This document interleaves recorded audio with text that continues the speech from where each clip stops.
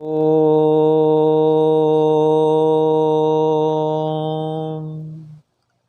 भूर्भुवः स्वः तत्सवितुर्वरेण्यं भर्गो देवस्य धीमहि धियो यो नः प्रचोदयात्। हे ईश्वर, हम यह पठन पाठन आपको प्राप्त करने और कराने के लिए साधन के रूप में करने जा रहे हैं। इस कर्म को और इसके कर्म फल को भी आपको अर्पित करते हैं। ओम शांति शांति शांति। सबको सादर नमस्ते जी। आज हम विचार करेंगे ब्रह्मानंद की मात्रा और विशेषता, अर्थात ब्रह्म में कितना आनंद है, कितनी उसकी मात्रा और उसकी विशेषता क्या है, और उसको प्राप्त करने के लिए क्या करना पड़ता है, इस पर हम चर्चा करेंगे। तो देखिए मंत्र क्या है आज का। एक बार मैं बोलता हूँ, एक बार आप बोलना। ओम तरत्समन्दे धावते, बोलिए।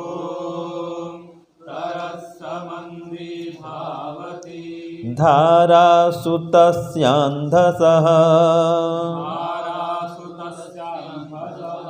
तरत्समन्दे धावति तरत्समन्दे धावति। ॐ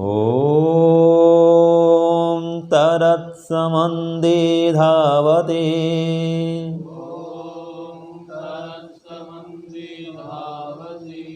धारासुतस्यान्धसः तरत्समन्दे धावति तरत्समन्दे धावति तरत्समन्दे धावति तरत्समन्दे धावति। तो इतना तो सरल है। तरत समंदी धावती, पहले भी यही है और अंत में यही है। क्यों यादवा जी, पद्मनाभ जी? तरत समंदी धावती, पहले भी अंतिम में, बीच में तो टुकड़ा है धारा सुतस्य अंधसः, धारा सुतस्य अंधसः, विच्छेद कर दिए। विच्छेद नहीं करेंगे तो सुतस्यांधसः, ठीक है ना, सरल है। देखो क्या कहा इसने, तरत समंदी धावती। मंदी माने क्या होता है? आनंदी। मंदी माने क्या होता है? आनंदी, अर्थात जो ईश्वर की भक्ति करते हुए, भजन करते हुए उसके आनंद में मग्न रहता है, वो आनंदी, वो मंदी, ठीक है। तो मंदी में क्या होगा? सदा ईश्वर के आनंद में मग्न रहने वाला आनंदी। समझ गए? कोई कठिन तो नहीं ना। मंदी, सदा ईश्वर के आनंद में मग्न रहने वाला, उसकी भक्ति उपासना करते हुए तृप्त रहने वाला, ऐसा जो व्यक्ति है वो मंदी कहलाता है, वो आनंदी कहलाता है। जो ईश्वर के आनंद में आनंद युक्त रहता है वो मंदी, वो आनंदी। तो वो मंदी कैसा होता है? तरत स धावती, तैरता हुआ। तरत माने तैरता हुआ, तर जाता है, भव सागर को तर जाता है। और जैसे नदी में तैरते हैं वैसे योगाभ्यास करते हुए, ध्यान जप करते हुए वो तैरता है, और तैरते हुए भव सागर से तर जाता है। तरत माने तर जाता है। तरता कैसा है? तैरते हुए। जैसे नदी को तर जाते हैं नाव से, पानी जहाज से, है ना, तैरते हुए, ऐसे ये भक्त भी भक्ति करते हुए, ध्यान करते हुए जप करते हुए, इसका मतलब है तैरते हुए, वो तर जाता है। ठीक है ना जी। तो तरत समंदी धावती, और धावती माने दौड़ते हुए तरता है। तैरता है तो दौड़ते हुए, तीव्र वेग से तैरता है, दौड़ते हुए नदी से पार हो जाता है। दौड़ते हुए मतलब शीघ्रता से, यह है धावती। और ऊर्ध्व गति से ऊपर उठता जाता है, धावती ऊर्ध्व गति से, तीव्र गति से बढ़ता जाता है इस मोक्ष पथ में, अथवा योग पथ में, अथवा ब्रह्मानंद को प्राप्त करने के पथ में। सरल करके शब्दार्थ बता रहा हूँ, पुस्तक में कठिन कठिन दिया है। ठीक है, मैं जो बता रहा हूँ सरल शब्दार्थ बता रहा हूँ, जल्दी आपको याद हो जाएगा। तो वो शीघ्रता से दौड़ता हुआ भवसागर से पार हो जाता है। और धारया, धारा के साथ चलता है। देखो, एक नदी का प्रवाह है, एक क्या करता है, तैरता है, लेकिन धारा के विपरीत चलता है। अब उसको कितनी कठिनाई होगी। और एक व्यक्ति तैरता है, धारा के साथ चलता है, तो वो जल्दी पार हो जाएगा। जैसे नदी बह रही है, ठीक है, ये नदी जा रही है, इधर नदी जा रही है, और उसको इधर पार होना है। तो अगर ऐसे पार होगा इधर से, तो उसका पार होना सरल हो जाएगा। यहाँ इस किनारे है और इस किनारे में पहुँच जाएगा, तो आसानी हो जाएगी। और इस किनारे से उधर चलना चाहे तो नदी का बहाव ऐसे है, ठीक है। अगर वो वहाँ से उतरे नदी में, तो धीरे धीरे ऐसे आते आते यहाँ में आ जाएगा।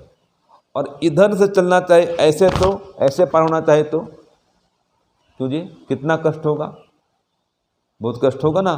नदी का प्रवाह ऐसा है, तो ऐसे चलो ना भाई, जल्दी पार हो जाओगे। और ऐसे चलना चाहोगे तो कठिनाई होगी।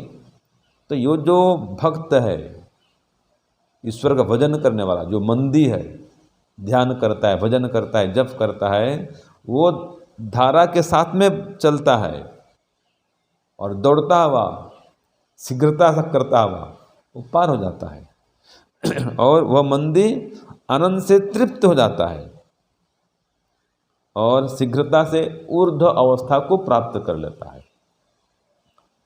माने योग की उच्च अवस्था को प्राप्त कर लेता है। तो ये तरत संबंधी धावती, वो दौड़ता हुआ भवसागर से पार हो जाता है और शीघ्रता से योग की उच्च अवस्था को प्राप्त कर लेता है। और कैसे, तो सुतस्य अंधसः, देखो सुतस्य माने योगाभ्यास से उत्पन्न आत्मविश्वास की शक्ति से, योगाभ्यास से उत्पन्न विवेक वैराग्य की शक्ति से, यह है सुतस्य, उत्पन्न की गई। यहाँ तो केवल उत्पन्न की गई कहा है शब्दार्थ में, लेकिन वो योगाभ्यास से उत्पन्न की गई शक्ति से, विवेक से, वैराग्य से। और अंधसः, अंधसः माने क्या कहा है इसमें, आध्यान युक्त प्राण और वाणी की धारा के साथ। आध्यान माने विशेष ध्यान, चारों ओर से ध्यान, आध्यान, समन्तात, चारों ओर से। तो सब जगह वो ईश्वर का ध्यान करता है, सब जगह ईश्वर की अनुभूति करता है, जहाँ जाए ईश्वर का चिंतन करता है, ईश्वर प्रणिधान से सर्वत्र युक्त होता है, उसको बोलते हैं आध्यान। आपने ध्यान सुना है ना, प्रणिधान सुना, यहाँ पर क्या आया, आध्यान। तो सदा सर्वत्र ध्यान से जो युक्त होता है, ऐसे आध्यान करता हुआ, माने विशेष ध्यान करता हुआ, वो भवसागर से पार हो जाता है। और मंदी बन के विशेष ईश्वर के ध्यान में मग्न होकर के, उसके आनंद में तृप्त होकर के वो मंदी पार हो जाता है। फिर अब मंदी आ गया तो उसके आनंद में फिर वो एकदम मग्न ही रहता है। तो वो ब्रह्मानंद का पान करता है। वो जो मंदी है वो ब्रह्मानंद का पान करता है, ब्रह्मानंद को प्राप्त करता है। तो आज हम विचार करेंगे वो ब्रह्मानंद कितना है और उसकी कैसी विशेषता है जिसको ये मंदी प्राप्त कर लेता है। ठीक है जी। तो ब्रह्मानंद में आनंद की मात्रा अथवा ब्रह्मानंद की मात्रा ये चर्चा आती है तैत्तरीय उपनिषद में। ठीक है, देखो उसमें एक दृष्टांत दिया, सा ऐसा आनंदस्य मीमांसा भवति, लिखना चाहे लिख लो, सा ऐसा आनंदस्य मीमांसा भवति। अब ब्रह्मानंद के आनंद की मीमांसा करते हैं। जो योग करता है, ध्यान करता है, समाधि लगाता है, उसको ब्रह्म का आनंद कितना मिलता है, कितना उसमें आनंद भरा हुआ है, तो उसकी मीमांसा करते हैं। तो कहा युवा स्यात् साधु युवा अध्यायकः, एक व्यक्ति ऐसा युवा स्यात्, युवा है, ठीक है, मजबूत है, रूपवान है, बलवान है, गुणवान है, आशिष्ठो दृढ़, बलिष्ठ है, मतलब विद्या से, बुद्धि से, बल से युक्त है। और तस्य इयं पृथ्वी सर्वावित्तस्य पूर्णा स्यात्, ये संपूर्ण पृथ्वी उसकी है, पृथ्वी का मालिक है वो। यहाँ जो भी धन संपत्ति है वो सब धन धान्य से वो परिपूर्ण है, माने संसार भर का धन उसका है। तो ऐसे व्यक्ति को बोलते हैं एक मानुष आनंद वाला व्यक्ति। तो कहा इसमें एको मानुष आनंद, ये एक मानुष आनंद है। सामान्य अर्थ में कहें जो चक्रवर्ती सम्राट है वह एक मानुष आनंद भोगता है, मानुष आनंद। चक्रवर्ती सम्राट माने जिसके अधीन सारे देश हैं, ठीक है, कोई उसका विरोधी नहीं, सारे विश्व भर के देश, संसार भर के देश उसके गुलाम, उसके अनुकूल, वो उसके अधीनत्व को स्वीकार करने वाले। जैसे कि अश्वमेध यज्ञ होता है तो राजा घोड़ा छोड़ता है, तो घोड़ा जहाँ जहाँ पहुँच गया वो देश को पार कर गया, वो देश उस राजा के अधीन हो गए जो अश्वमेध यज्ञ करता है। तो ऐसे अश्वमेध यज्ञ करने वाला राजा चक्रवर्ती सम्राट, तो जो चक्रवर्ती सम्राट हो और युवा हो, बलवान हो, बुद्धिमान हो, रूपवान हो, गुणवान हो, ऐश्वर्यवान हो, तो ऐसा व्यक्ति जो है वो एक मानुष आनंद को भोगता है। यह जो उसको मिल रहा है आनंद ना, वो क्या है, एक मानुष आनंद है। अब आगे बढ़ते हैं। ऐसे ऐसे 100 मानुष आनंद से एक मनुष्य गंधर्व आनंद मिलता है। लिख लो, 100 मानुष आनंद सबको मिला दो तो क्या बनेगा, एक मनुष्य गंधर्व आनंद।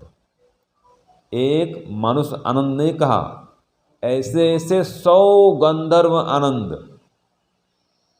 तो वो क्या बन जाता है, एक मनुष्य गंधर्व आनंद।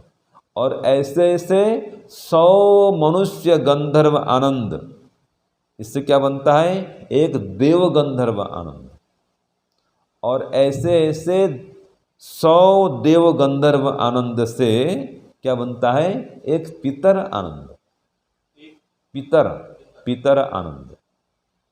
और ऐसे ऐसे 100 पितर आनंद से बनता है एक अजानज देव आनंद।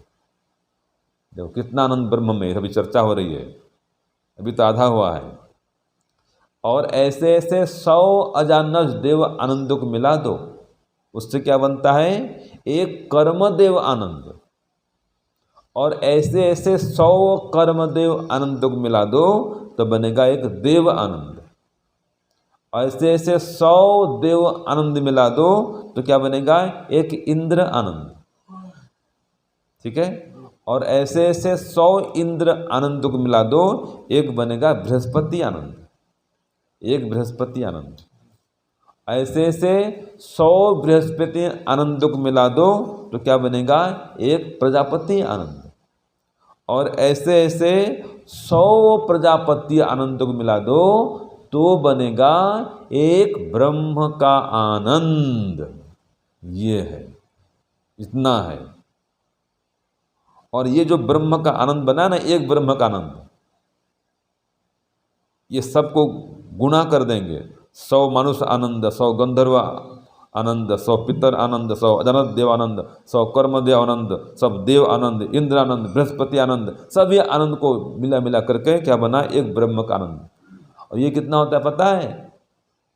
जैसे एक चक्रवर्ती सम्राट को एक मनुष्य आनंद मिलता है ना, ऐसे ऐसे 10 महाशंख चक्रवर्ती सम्राट को ये गुणा करने पर बनेगा। जो आनंद मिलता है वो होता है एक ब्रह्म का आनंद। कितना?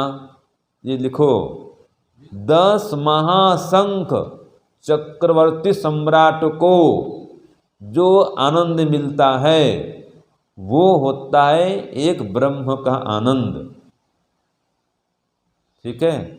और जो चक्रवर्ती सम्राट है क्या होता है?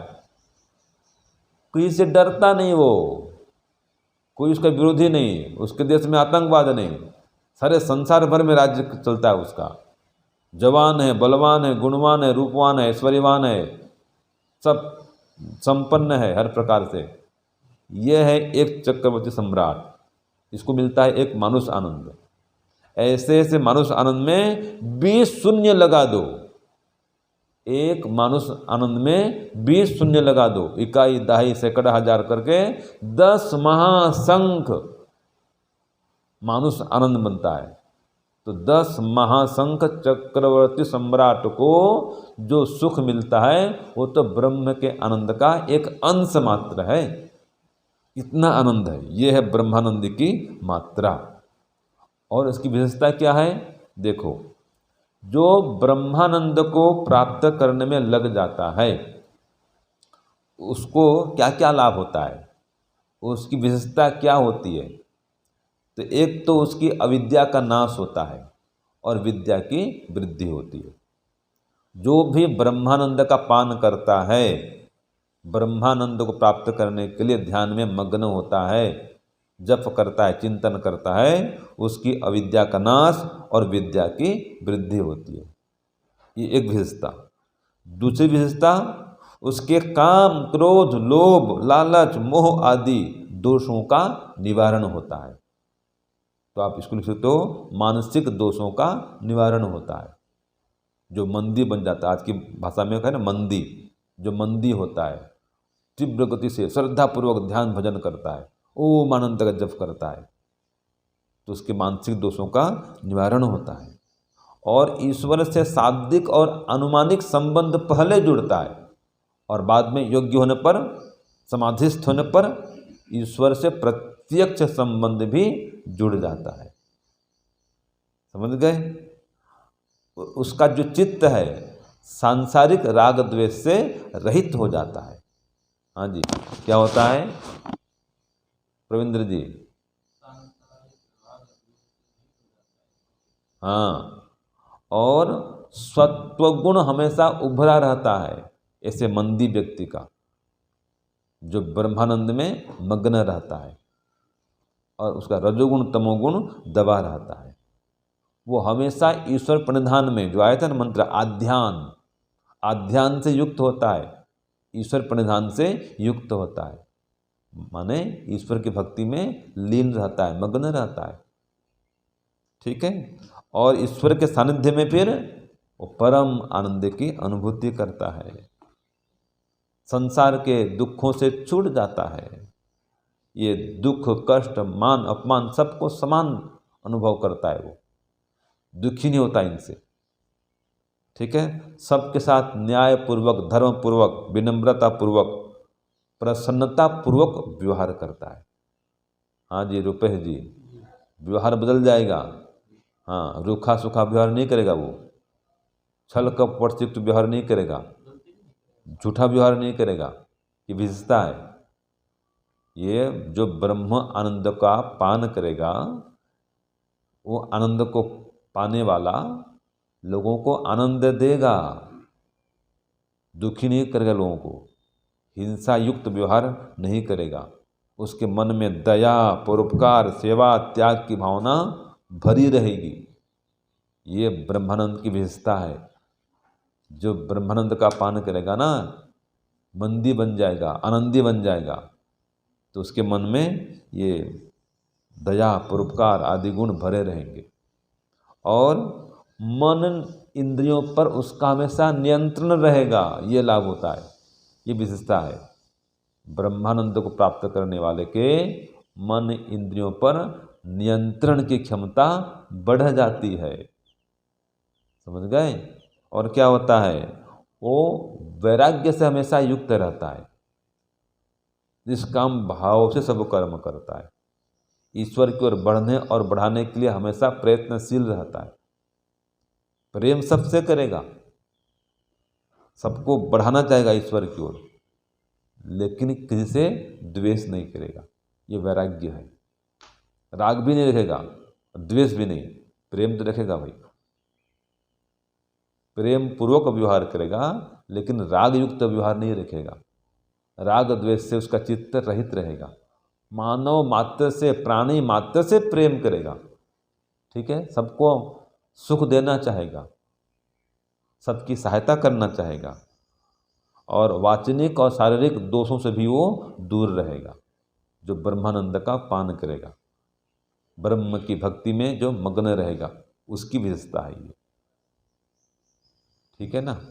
और उसके सांसारिक संबंध भी कमजोर पड़ते जाएंगे। याद रखिए, संसार में आसक्ति नहीं रहेगी। ईश्वर की सत्ता में हमेशा उसका विश्वास अडिग बना रहेगा, वो ईश्वर से जुड़ा ही रहेगा। ये आनंदी व्यक्ति, ये मंदी व्यक्ति, ये ब्रह्मानंद का पान करने वाला व्यक्ति, तो जो भी ब्रह्मानंद का पान करेगा वो संसार से सुख लेने के लिए लालायित नहीं होगा। वो तो ब्रह्म का आनंद मग्न है भाई, उसमें लीन रहेगा।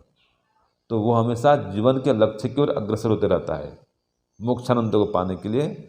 माने कि अभी भी तो आनंद से युक्त है, अभी भी आनंद में मग्न रहता है, लेकिन शरीर छूट जाए और ब्रह्मानंद में मग्न हो जाऊं, इसके लिए वो अग्रसर रहता है, जीवन के लक्ष्य की ओर अग्रसर रहता है। उसके विवेक का स्तर बना रहता है और हमेशा समय का वो सर्वश्रेष्ठ उपयोग करता है, कभी समय का दुरुपयोग नहीं करता है। ठीक है ना जी? ये ब्रह्मानंद की मात्रा और विशेषता। स्वामी सत्यपति जी कहते हैं कि जो इस प्रकार के व्यक्ति होता है वो दिखते हैं, उसकी ईश्वर में अत्यंत श्रद्धा, भक्ति, निष्ठा बढ़ जाती है, विश्वास से ओतप्रोत हो जाता है, ईश्वर विश्वास से ओतप्रोत हो जाता है।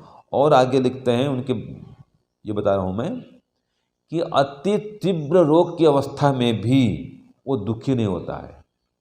ये है ब्रह्मानंद का पान करने वाला, ईश्वर से संबंध जोड़ने वाला। कितना दुख कष्ट आए वो घबराता नहीं है, कभी विचलित नहीं होता है, धैर्य को छोड़ता नहीं है, शांत गंभीर रहता है। तो स्वामी जी लिखते हैं वो कितना दुख कष्ट बढ़ जाए, शरीर में पीड़ा बढ़ जाए, रोग बढ़ जाए, तो भी कभी रोता चिल्लाता नहीं है। देखो ये विशेषता है। शरीर में कितना दर्द होता हो तो भी दुखी नहीं होगा। वो दुख तो आ रहा है लेकिन मानसिक दुख नहीं होगा, रोएगा नहीं, चिल्लाएगा नहीं, भयभीत नहीं रहेगा। वो उसको शांत होकर के सहन कर जाएगा।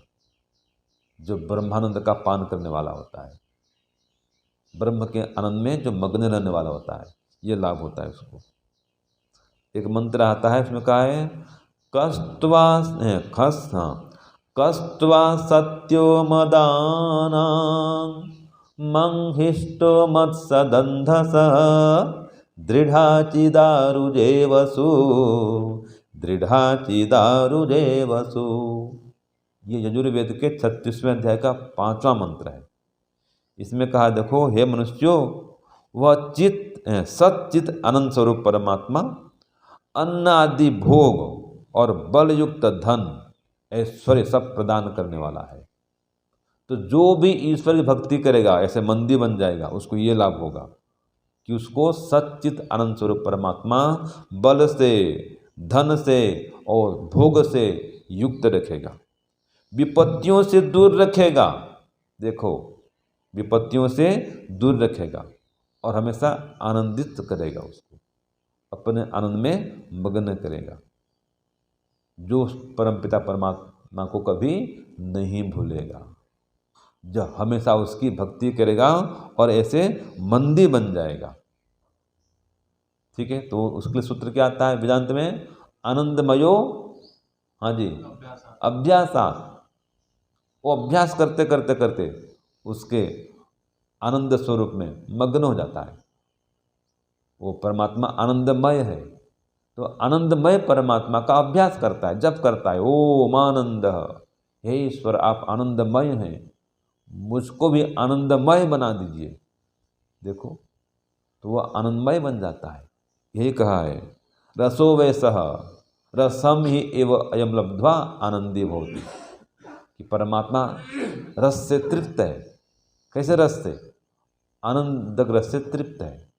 तो जो उसका भक्त है, मंदी भक्त है, वह उसके आनंद प्राप्त करके आनंदी बन जाता है।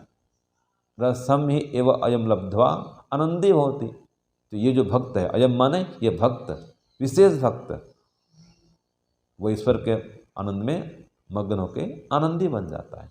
यहाँ पर उसको मंदी कहा है। तो ये जो मंदी व्यक्ति है, तरस समंदी धावती, दौड़ते हुए माने शीघ्रता से, तीव्र गति से तैरते हुए भवसागर से पार हो जाता है, तर जाता है।